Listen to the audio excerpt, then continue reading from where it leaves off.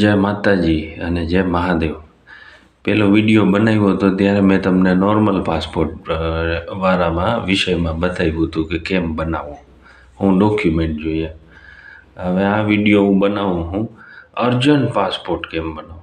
ઘણા મિત્રોને ખબર ન હોય કે અર્જન્ટ પાસપોર્ટ કેમ બનાવવો. અર્જન્ટ પાસપોર્ટ બનાવવામાં કંઈ જાજુ ઓલું નથી, સેમ ટુ સેમ જ છે. ઠીક છે, એમાં કંઈ ઓલું નથી, પણ બસ ઓલાને જરાક 20-25 દી લાગે ને અર્જન્ટ પાસપોર્ટ તમારો અઠવાડિયામાં આવી જાય. બસ એના ફીસ ચાર્જીસ ને એ બધું જરાક વધારે છે. ઠીક છે, હવે અર્જન્ટ પાસપોર્ટ બનાવવામાં ડોક્યુમેન્ટ તો તમારે 4 જ જોશે. ઠીક છે, જેમ કે આધાર કાર્ડ, ચૂંટણી કાર્ડ, ડ્રાઇવિંગ લાઇસન્સ કે બેંકની પાસબુક. એમાંથી જોશે તો ગમે એ 3 જ. ઠીક છે, એ 3 ડોક્યુમેન્ટ પરફેક્ટ હોય ને અને તમારો પાસપોર્ટ અર્જન્ટ કઢાવવો હોય, પણ અર્જન્ટ કઢાવવામાં તમારી પાસે છે ને અગર પાસપોર્ટમાં વેલિડિટી હોય ને તો સામે જ્યારે વેરિફિકેશન થાય ને ત્યારે પૂછે કે ભાઈ તમારી વેલિડિટી આટલી છે તો તમે પાસપોર્ટ શું કઢાવો.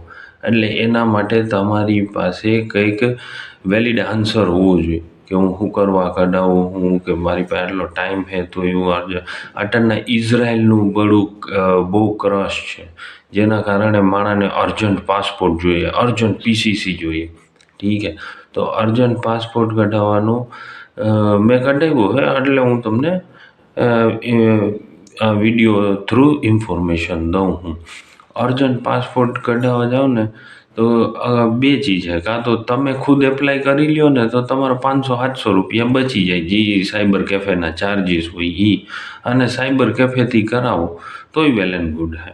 ઠીક છે, હવે એમાં ઘણાને વિચાર હોય કે ભાઈ ટાઈમ કેટલો લાગશે, તો ટાઈમ અઠવાડિયાનો લાગશે. તમે વેરિફિકેશન કરાવી આવો ને પછી તમને અઠવાડિયામાં પાસપોર્ટ તમારી પાસે પહોંચી જાય. ઠીક છે, અને ડોક્યુમેન્ટનું મેં તમને કહી દીધું. ચાર્જીસ, હવે જો તમે ખુદ એપ્લાય કરો પીસીથી તમારી પાસે હોય તો એમાં તમારે ઓછો ચાર્જ લાગે, અને સાયબર કેફેમાં જાઓ તો તમને 3,500 રૂપિયા જેવો અર્જન્ટ પાસપોર્ટનો ચાર્જીસ લાગે.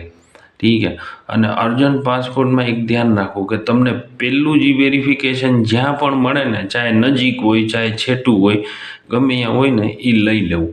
એમાં આનાકાની ન કરવી કે મને આય મળશે 200 કિલોમીટર તો જ હું જઈશ. 500 કિલોમીટર લગનની રેન્જમાં મળે ને અર્જન્ટ પાસપોર્ટનું તોય તમારે એ લઈ લેવાનું, વેરિફિકેશન કરાવવા જવાનું. અને ત્યાં વેરિફિકેશન કરાવવા જાઓ ને તો ડોક્યુમેન્ટ પ્રોપર લઈ જવાના, અને વેલિડ એક આન્સર પોતા પાસે રાખવો કે તમે અર્જન્ટ પાસપોર્ટ બનાવો છો તો એનું કારણ શું છે.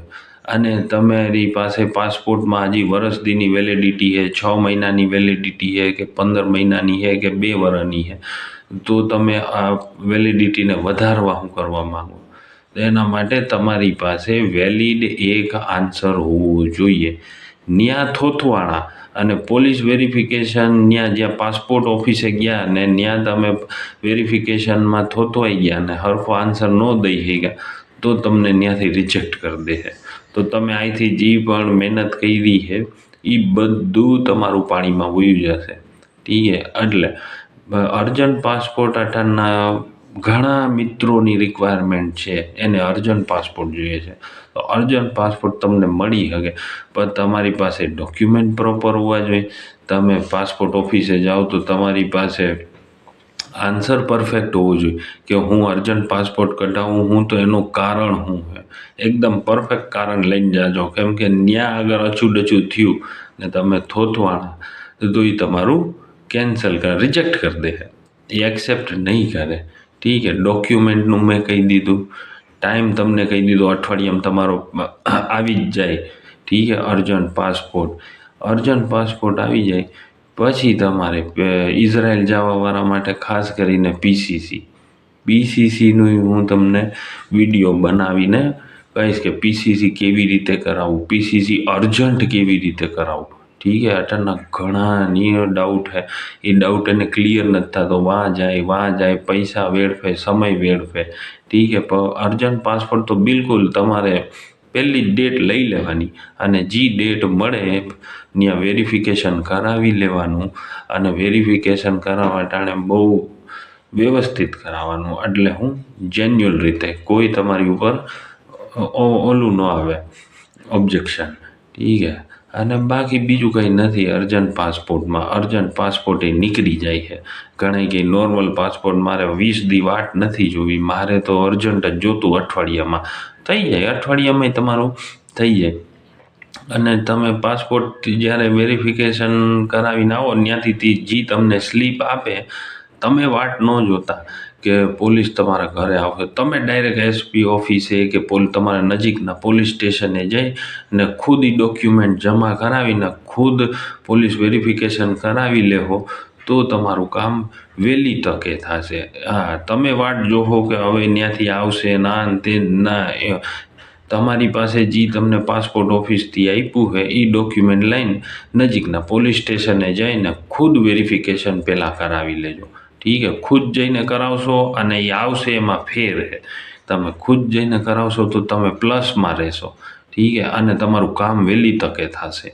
એટલે એ જ મારે જાણતો. હવે હું નેક્સ્ટ વિડીયોમાં તમને પીસીસી અર્જન્ટ કેમ કઢાવવું ને એના વિશે હું માહિતી દઈશ.